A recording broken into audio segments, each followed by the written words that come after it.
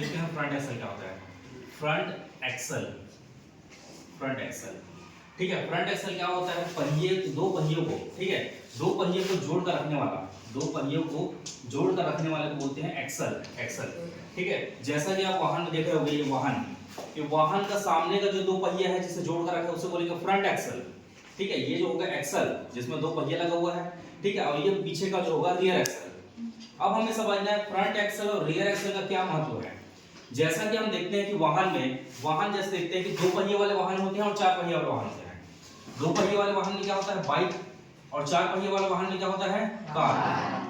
समझ आ रहा है? जैसा कि हम देखते हैं कार में जैसे चार पहिया होता है, इस प्रकार से देखते हैं कार में चार पहिया होता है। सामने का जो दो पहिया होता है उसे बोलेंगे फ्रंट व्हील। ये दोनों व्हील है, मतलब पहिए को बोलेंगे फ्रंट व्हील। और ये दोनों व्हील को जो पकड़ कर रखता है, दोनों व्हील को जो पकड़ कर रखता है, संभाल कर रखता है, उसे बोलते हैं एक्सल। ये पूरा भाग कहलाता है एक्सल। इस एक्सल में बहुत सारे भाग होंगे। यह जो एक्सल होगा, ये जो एक्सल होगा, इसी में ही क्या लगा रहता है? डिस्क लगा रहता है, डिस्क। इसी में ऐसा हब लगाते हैं, उसके बाद ऐसा पहिया लगाते हैं। देखे होगे, ये पहिया को अलग कर देते हैं, देखो बड़ा सा डिस्क लगा रहता है, ऐसा डिस्क होता है, इसमें अलग अलग नट लगा रहते हैं, ऐसे करके देखे हो, ठीक है। तो ये अलग से होता है, उसको बोलते हैं एक्सल। समझ आ रहा है? पहिया को बाद में लगाया जाता है, जो बस इतना जो रहता है उसे बोलते हैं एक्सल। यहाँ पर डिस्क रहेगा, डिस्क में ऐसा हब लगाएंगे, हब के बाद ऐसा ट्यूब लगाएंगे, फिर टायर लगाएंगे, ऐसा बनता है पूरा। समझ आ रहा है? फ्रंट एक्सल और रियर एक्सल का महत्व समझेंगे। जैसा कि हम वाहन में देखते हैं, या कार में, बस में, ट्रैक्टर में, जीप में, जितने भी वाहन देखते हैं, फ्रंट एक्सल क्यों महत्व होता है? भाई जो फ्रंट एक्सल होता है वही पूरे वाहन का अधिकांश भाग को वहन करता है। देखिए अभी हो गए, जैसे कार देखते हो, कार ऐसा कार होता है, कार वाहन का अधिकांश भार जो होता है, भार मतलब कि वजन जो होता है फ्रंट एक्सल में टिका होता है। क्यों? क्योंकि इंजन भी यहीं पास होता है, क्लच भी यहीं पास होता है, गियर बॉक्स भी होता है, सब चीज यहीं होता है। बस कार में पेट्रोल का टंकी बस पीछे में होता है। देखो ऐसे होता है ना, सब चीज सामने होता है, मतलब भारी भारी सामान पूरा किसमें लगा हुआ है? फ्रंट एक्सल में। देखोगे जैसे बस वगैरह देखोगे, बस में यहाँ पास पूरा सामने का भाग में यही पास पूरा इंजन, अगर बोनट को खोलकर देखोगे पूरा इंजन लगा रहता है इसमें, engine, clutch, gear box, battery, बहुत सारा भाग होता है। मतलब कि अधिकांश भार का वहन कौन करता है? Front axle. और पीछे क्या होता है? कुछ नहीं, डिक्की। पीछे क्या होता है? डिक्की बस होता है, और ये बैठने का होता है बस यहाँ पास। मतलब कि वाहन का अधिकांश भाग, जैसे वाहन खाली खड़ा हुआ है तो वाहन का अधिकांश भाग या 80% भाग कहाँ होता है? Front axle. समझ आ रहा है? एक्सल क्या होता है? एक्सल क्या होता है? जो दो पहियों को जोड़कर रखता है तथा इंजन की ऊर्जा को पहियों तक पहुंचाने का कार्य करता है। इंजन की ऊर्जा को पहियों तक। अब रियर एक्सल का क्या महत्व है भाई? क्या काम करता है रियर एक्सल? रियर एक्सल इसलिए जरूरी होता है कि जो इंजन की ऊर्जा को पहियों तक क्या करता है? पहुंचाता है डिफरेंशियल के माध्यम से, है ना। इस डिफरेंशियल के माध्यम से पहियों तक ऊर्जा पहुंचाता है, तभी पहिया आगे बढ़ पाता है। ठीक, तो ये फ्रंट एक्सल का कार्य है, रियर एक्सल कार्य है। अब अगर पूछा जाएगा कि फ्रंट एक्सल और रियर एक्सल में बताओ कि दोनों का महत्व बताओ, तो बता सकते हो कि फ्रंट एक्सल क्या महत्व रखता है। फ्रंट एक्सल वाहन के अधिकांश भार को वहन करता है। जैसा कि हम जानते हैं कार में, बस में, इन बड़े बड़े वाहनों में वाहन का इंजन, वाहन का गियर, वाहन का क्लच, वाहन का बैटरी, अधिकांश भाग क्या होता है? वाहन के सामने भाग में होता है ना। और पीछे का भाग खाली रखा जाता है ताकि वहां यात्री बैठ सके। ठीक, एकमात्र एक टंकी जो होता है, पेट्रोल का जो टंकी होता है ना, जो गाड़ी में पेट्रोल लगाते हैं, पीछे में होता है। देखोगे जब इंजन चलाता है तो यहाँ तक पेट्रोल यहाँ तक आता है। ये हम लोग पढ़े थे ईंधन आपूर्ति में, ज्यादा रहा है। ठीक है, तो फ्रंट एक्सल और रियर एक्सल फिर से बता रहा हूँ। जो पहिया को संग्रहित करता है, पहिया को जो बांध कर रखता है, सीधा और हिंदी भाषा में जो पहियों को बांध कर रखता है उसे बोलते हैं एक्सल।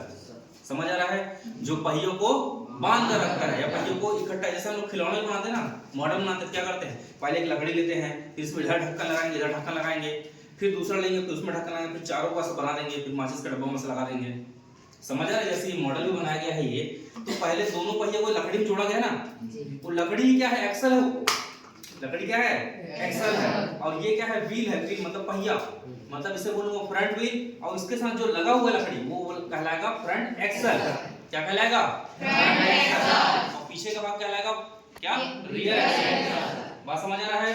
Rear axle. बंद कर। बस प्रोपेलर शाफ्ट है। ठीक है। प्रोपेलर शाफ्ट क्या होता है कि इंजन की ऊर्जा को क्लच और गियर बॉक्स के माध्यम से, मतलब उसके ऊर्जा को क्या करता है, पहियों तक पहुंचाता है। अब यहाँ पर देख रहे होगे पूरा प्रोपेलर शाफ्ट है, घूम रही है। अब बताया ना प्रोपेलर शाफ्ट जो होता है 3 हिस्सों से बना होता है, ऐसा 3 हिस्सा होता है उसमें। अब ये जो दोनों हिस्सा होते हैं वो क्या होते हैं, यूनिवर्सल जॉइंट से बने होते हैं। यूनिवर्सल जॉइंट मतलब ऐसा टाइप का जॉइंट होता है, ऐसा इसमें ऐसा लगाऊंगा और ये फिट हो जाएगा, इसको बोलते हैं यूनिवर्सल जॉइंट। ठीक है, तो आप लोग को दिख रहा होगा, देखो ये भी जॉइंट में लगा हुआ है, ये जॉइंट ऐसा घूमते रहता है बस। कभी ट्रक वगैरह नीचे देखोगे, कार नीचे देखोगे, ये घूमता रहता है। अब यहाँ पर जो लगा ये डिफरेंशियल है और ये है पहिया, दिख रहा है, ये है पहिया, ऐसे चलता है। मतलब कि ये हो गया आपका गियर बॉक्स, ये क्लच और ये इंजन। ठीक है, तो इस प्रकार से क्या करता है, ये संचालित होता है। मतलब कि हम देखते हैं कि वाहन में जो फ्रंट एक्सल होता है, फ्रंट एक्सल का कार्य क्या होता है कि वाहन के अधिकांश भाग का वहन करना, और फ्रंट एक्सल क्या करता है, वाहन को दिशा प्रदान करता है। भाई जैसे कार चलाता हूं मैं, तो कार जैसे मोड़ता हूं तो फ्रंट एक्सल पहिया ऐसे मुड़ेगा ना, ऐसे मुड़ेगा, मतलब वो एक्सल में ही है ना सब चीज। और पीछे का जो पहिया है, मतलब पीछे का जो पहिया रियर एक्सल से जुड़ा हुआ है, और पीछे जबकि कोई सामान नहीं है, लेकिन ये काम क्या कर रहा है, दिशा देने, मतलब वाहन को आगे बढ़ाने का काम कर रहा है। ठीक है, जैसे प्रोपेलर शाफ्ट देखोगे ये घूमने का काम करता है। देखो यहाँ पर घूम रहा है, ये इसको बोलते हैं क्या, इसको बोलते हैं यूनिवर्सल जॉइंट।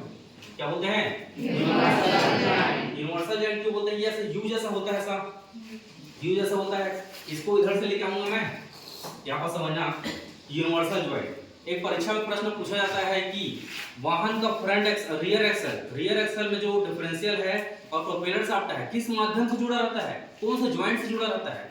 ये पूरा जो शाफ्ट होता है ना, इसमें 2-3 प्रकार का बताया है ना, इसमें 2 प्रकार के स्लिप जॉइंट होते हैं। स्लिप मतलब ऐसा लगाए और ठोक दिए फिर, और एक ऐसा जॉइंट होता है, ये इसको बोलते हैं यूनिवर्सल जॉइंट। मतलब समझ लो, ऐसा है और ये गोल है, ऐसा करके लाऊंगा और स्लिप में लगा दूंगा। बात समझ आ रहा है। यहाँ पर देखो, जैसे ये अलग से ऐसा बना हुआ है ऐसा, और ये ऐसा है।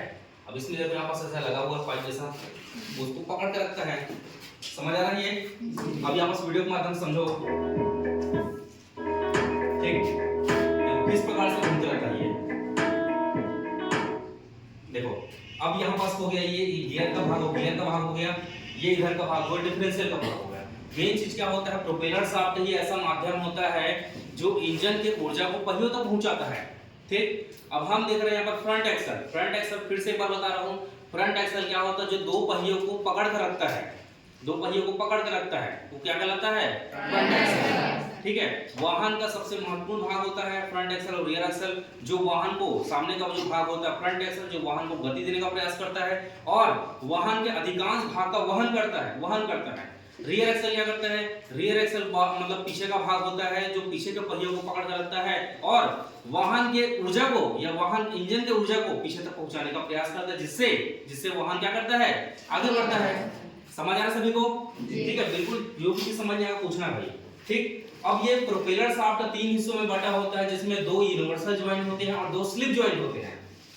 ठीक है, इसके अंदर होता है ड्राइव शाफ्ट, ऐसा होता है, अंदर में भी ड्राइव शाफ्ट होता है, इसके अंदर भी एक शाफ्ट होता है जिसको बोलते हैं ड्राइव शाफ्ट। क्या बोलते हैं, ड्राइव शाफ्ट। ठीक है, समझ आ रहा है जी, समझ आ रहा है सभी को।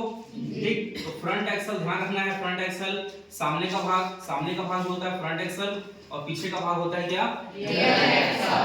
Rear axle. समझ आ गया। अब हम देखते हैं कि एक्सल के कार्य या आवश्यकताएं क्या क्या आवश्यक, जैसे ब्रेक पढ़े थे ना, ब्रेक की आवश्यकताएं। ठीक है, वैसे ही